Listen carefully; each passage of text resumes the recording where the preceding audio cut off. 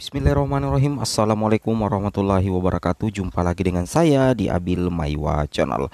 Jadi teman-teman, channel ini merupakan channel pendidikan tempat kita berbagi tentang aplikasi pendidikan, Microsoft Office, serta tips dan triks komputer. Jadi pada video kali ini Bapak Ibu ya, kembali lagi admin akan mengupdate ya informasi terbaru untuk rekan-rekan guru sekalian.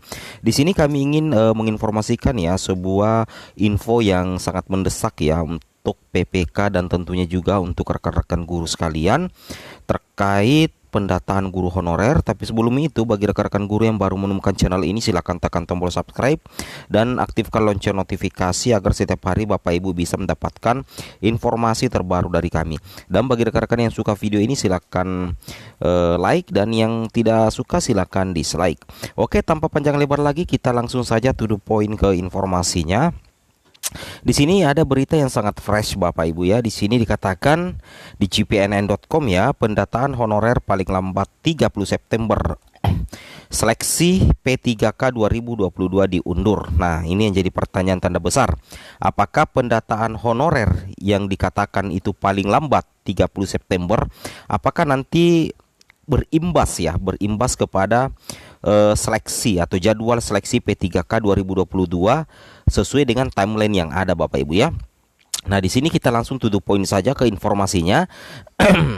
Dilansir di jpnn.com Jakarta, Kemenpan RB meminta para pejabat pembina kepegawaian PPK di instansi pusat maupun daerah itu segera memetakan honorernya.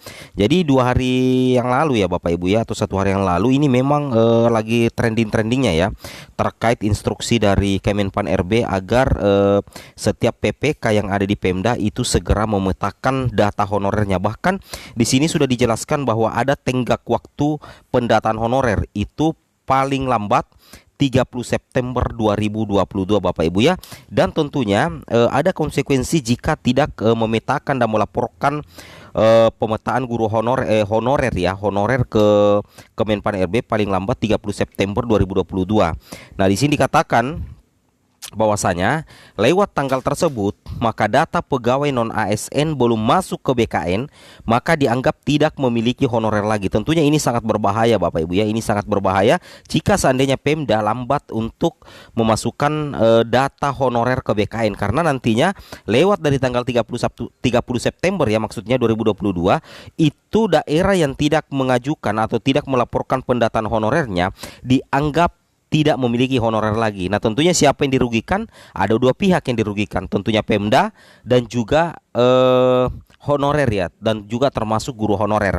Nah, sebut pelaksana tugas Menpan RB Mahfud ND dalam surat edaran bernomor BISII IM SM 0100 2022. Nah, ini menjadi salah satu info yang sangat mendesak Bapak Ibu ya. Nah, jadi di sini Pemda dalam hal ini PPK harus sigap ya, harus proaktif menanggapi SE terbaru dari Kemenpan RB ini. Nah, juga dikatakan di sini Bapak Ibu ya, bahwasanya pendataan honorer tersebut itu menimbulkan pro kontra di kalangan honorer. Ada yang gembira karena akhirnya mereka masuk database BKN. Nah, ini yang pernah admin katakan bahwa salah satu kabar gembira dengan adanya SE ini bahwasanya akan ada database baru untuk honorer, termasuk juga guru honorer Bapak Ibu ya.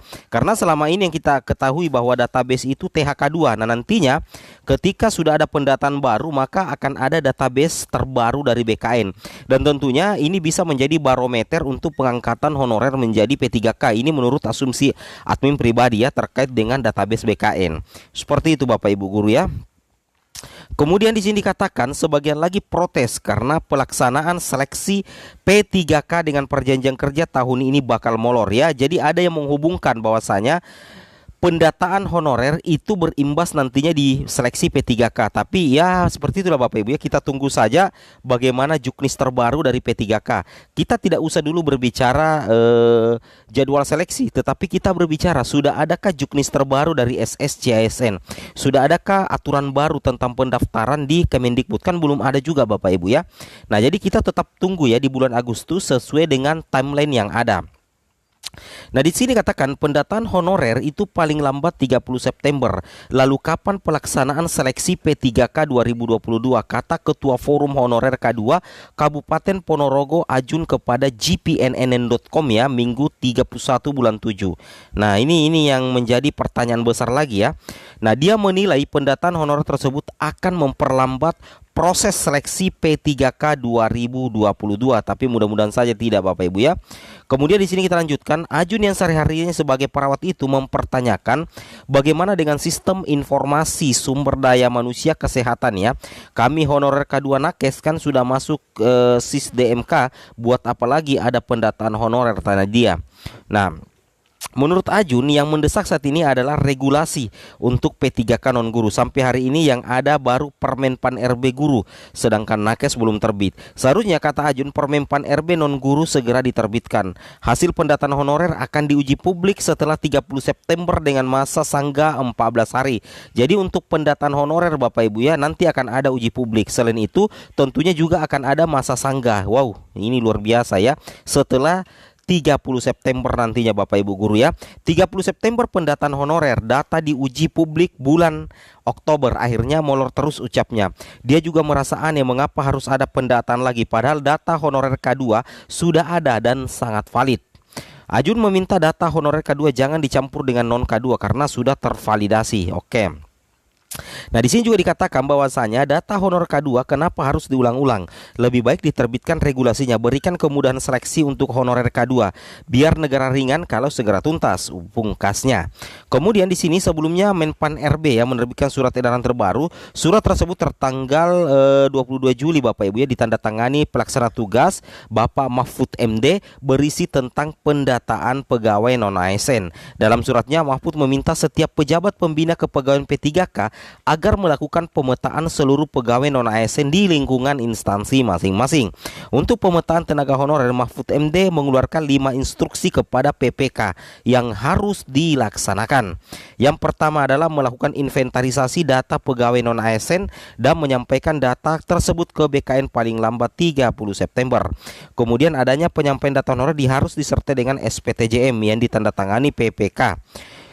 Kemudian poin ketiga, perekaman data pegawai non-ASN harus menggunakan aplikasi yang telah disiapkan BKN. Jadi nantinya akan ada aplikasi Bapak Ibu ya. Aplikasi itu fungsinya adalah untuk merekam ya data pegawai non-ASN yang dilaporkan atau diserahkan PPK kepada BKN. Nantinya itu akan menjadi database kembali Bapak Ibu, database fresh atau database terbaru menurut admin pribadi, seperti itu ya.